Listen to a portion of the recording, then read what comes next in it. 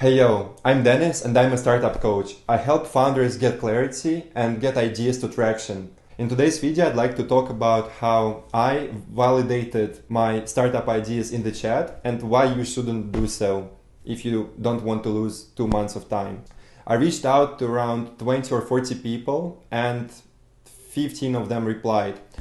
I prepared a couple of questions which I was asking them because by this moment I read a couple startup books and watched few videos, so I knew that before building startup idea you should validate it. I made a survey where I asked what the person does, what are the struggles with preparing to exams and other questions. I rushed to ask these guys the questions I've prepared, and I was reaching out in these Facebook groups, and those people who were responding I followed up with more questions so that I validate my idea.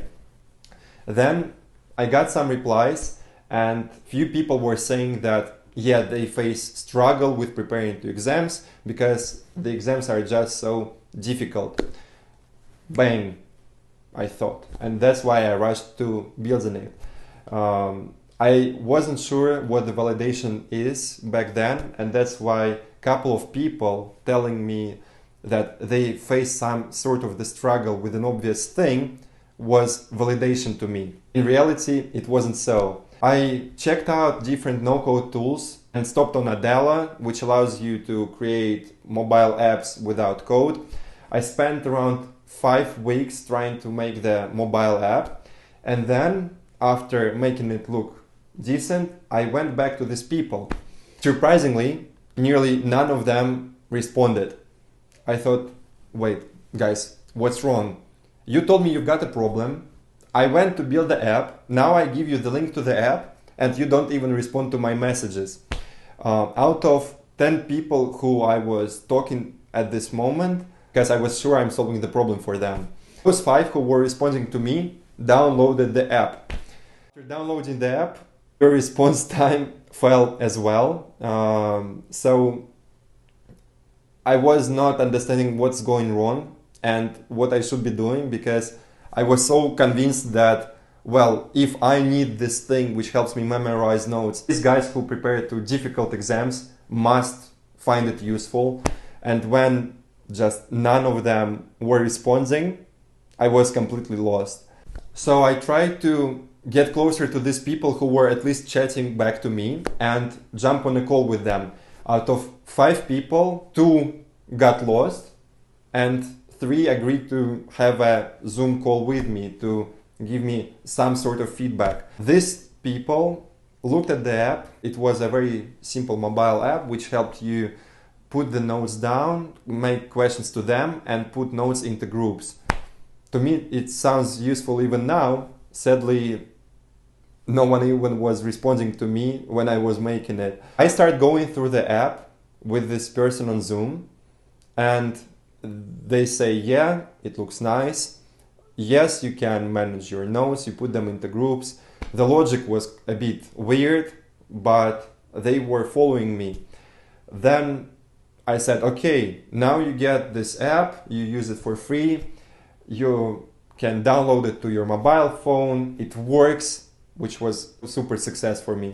And then I give them a few days to use it, and meanwhile I keep monitoring the backend, checking the notes that they're making. 3 days pass and no one made a single note. So I get back to them again, asking, guys, please tell me what's wrong, because I don't even have feedback to work with. Now, out of 3 people, I lost 2 more because they got annoyed with me. This one girl who was studying medicine finally got back to me again, and she tried to explain that she doesn't really see the necessity in using my product when she's using Evernote and Notion. I said, but wait, Evernote and Notion don't let you memorize your notes, unlike my thing. She said, yeah, good job, Dennis, keep on working. And I, for some reason, had these words, and for some reason these words were enough for me to jump into building new features for the app.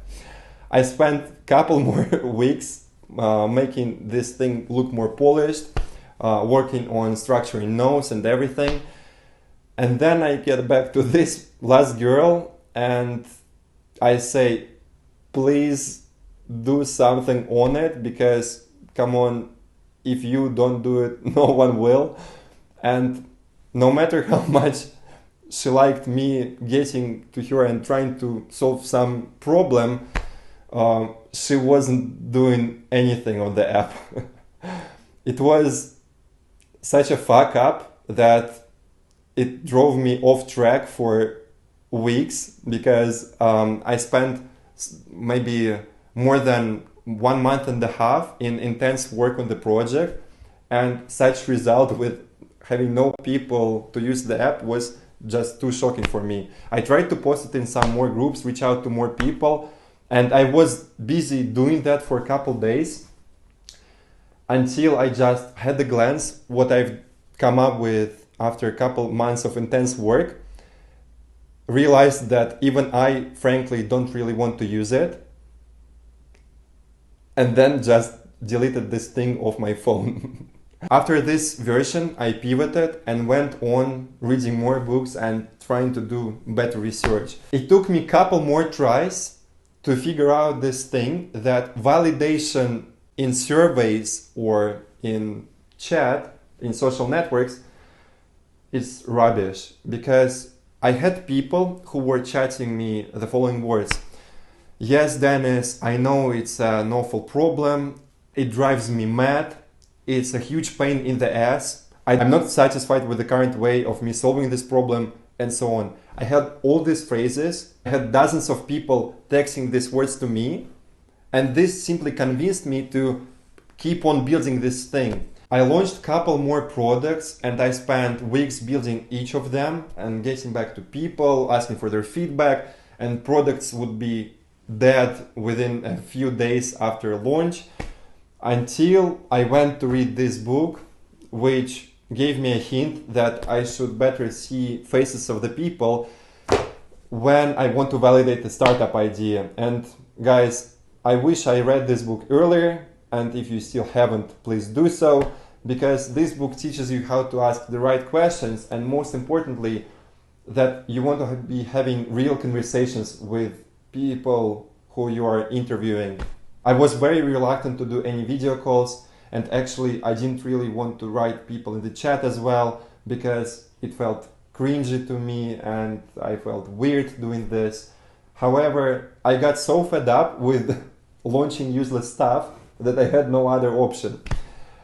I started reaching out to people for validating the new idea, and this time I did one thing differently, that I started having calls with them. The thing which changed is that now I would ask person questions, and imagine I ask him, are you satisfied with the current way you achieve your goals? And he would tell me, no, I'm not really satisfied. I want to have a couple more apps which help me, and it's far from ideal.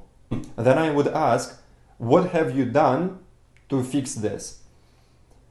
And then majority of people were completely stunned by this question, because in the chat you cannot see human emotions, and that's the main factor. When I was talking to them on Zoom, I realized that majority of these guys who were texting me, yes, it's such a drama, it's such an awful pain in the ass, I can't live with this, they did not mean it at all. I thought, okay, I don't want to do it as a hobby, I want to make a living out of it.